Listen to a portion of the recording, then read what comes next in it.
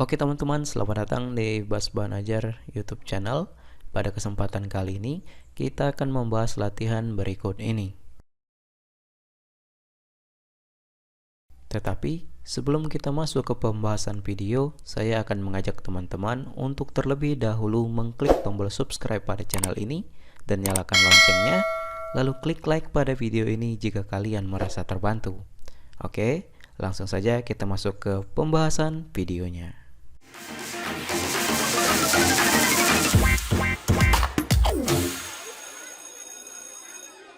Oke teman-teman, di kesempatan kali ini kita akan membahas latihan yang ada di pembelajaran 4 subtema 3 buku tema 8 kelas 6 SD kurikulum 2013. Di sini kita akan bahas latihan dari halaman 114 ini, tabel ini, sampai dengan halaman terakhir yaitu halaman 119.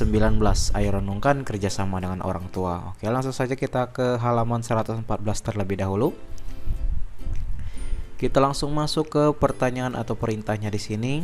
Dari informasi di atas, apakah ada persamaan yang kamu temukan mengenai keadaan perekonomian Laos dan Filipina? Bagaimana dengan perbedaannya? Apakah ada perbedaan yang kamu temukan? Oke, jawabannya, persamaannya adalah sebagian besar penduduknya bekerja sebagai petani. Tanaman utama kedua negara adalah tanaman padi dan jagung. Itu persamaannya. Kemudian perbedaannya yaitu Laos tidak memiliki laut, sementara Filipina merupakan negara kepulauan yang dikelilingi laut. Hasil hutan Laos berupa kayu jati, sementara hasil hutan Filipina yaitu kayu bonian, kayu cedar, kayu eboni, kayu pinus, dan kayu mahoni. Itulah persamaan dan perbedaannya, silakan kalian salin. Kemudian kita lanjut lagi ke halaman berikutnya di sini. Tuliskan hasil analisismu dalam bentuk uraian. Tentukan kata kunci dan gagasan utama terlebih dahulu sebelum kamu menguraikan hasil analisismu. Jadi di sini kita akan hasil analisisnya. Kata kuncinya adalah kondisi geografis dan perekonomian. Gagasan utamanya yaitu pengaruh kondisi geografis terhadap perekonomian. Kita akan Laos terlebih dahulu. Keadaan alam negara Laos yaitu wilayah Laos terkurung daratan dan bergunung-gunung. Laos memiliki barisan pegunungan lipatan yang membujur dari barat ke tenggara dengan puncak gunung tertinggi adalah Gunung Bia. Pegunungan Annam membujur di sebelah timur dan plateau Bloven terdapat di bagian selatan. Lembah sungai Mekong di bagian barat yang mengalir di wilayah Laos dan bermuara di Teluk Tonkin merupakan daerah yang subur dan merupakan penghasil beras. Kemudian perekonomian Laos. Laos merupakan negara agraris karena sebagian besar kegiatan ekonomi penduduknya adalah sektor pertanian yang banyak diusahakan di sekitar sungai Mekong. Selain pertanian, kegiatan ekonomi penduduk Laos adalah perkebunan, peternakan, dan pertambangan. Itu Laos. Kemudian untuk Filipina, keadaan alam Filipina yaitu Filipina adalah negara yang mendiami rangkaian kepulauan yang terletak di sebelah utara lepas pantai Pulau Sulawesi.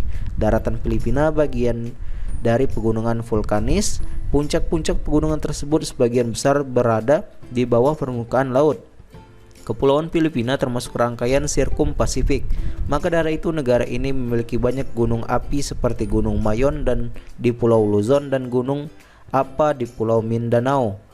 Perekonomian Filipina, sekitar 45% wilayah darat negara Filipina dimanfaatkan sebagai lahan pertanian. Filipina adalah negara agraris karena sebagian besar kegiatan ekonomi penduduknya adalah bidang pertanian.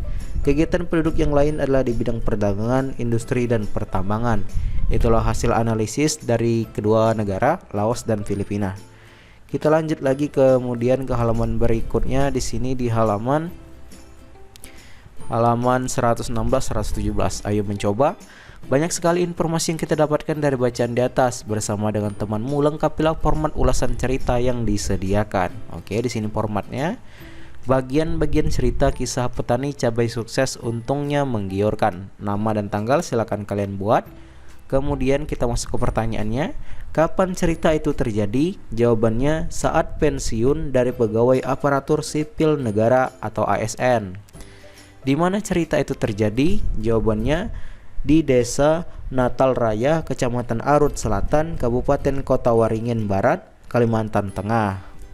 Kemudian deskripsi tentang tokoh yang diceritakan. Jawabannya Imam Kusno seorang pensiunan pegawai pekerja keras, ulet pantang menyerah, tekun cinta dengan pekerjaannya, penuh kasih sayang dalam merawat tanaman cabainya.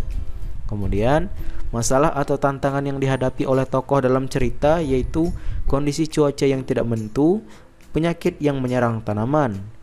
Penyelesaian masalahnya yaitu perawatan secara rutin seperti 2 kali sehari disemprot untuk menghindari penyakit. Kemudian gagasan utama cerita yaitu kisah sukses petani cabai. Bagian cerita yang paling aku sukai yaitu hal yang ditakutkan petani cabai adalah apabila hujan siang hari, karena jamur akan bermunculan sehingga tanaman cabai harus disemprot. Itu jawabannya, silakan kalian salin. Kemudian kita lanjut lagi ke halaman berikutnya. Di sini kita akan isi tabel ini, kita masuk ke pertanyaannya. Carilah contoh-contoh hak warga negara yang dikategorikan sebagai hak asasi. Carilah informasi dari berbagai sumber dan sajikan informasi yang kamu temukan dalam bentuk informasi visual atau infografis. Oke, sebagai contoh gambarnya adalah sebagai berikut. Hak-hak warga negara yang dikategorikan sebagai hak asasi. Yang pertama, hak mempertahankan hidup, itu gambarnya. Kemudian hak hidup tentram. Kemudian hak atas lingkungan hidup. Kemudian hak memilih dan mempunyai keyakinan politiknya. Lalu hak mengeluarkan pendapat, hak berkumpul dan berserikat, hak memilih pekerjaan, hak atas pekerjaan yang layak, dan hak atas jaminan sosial.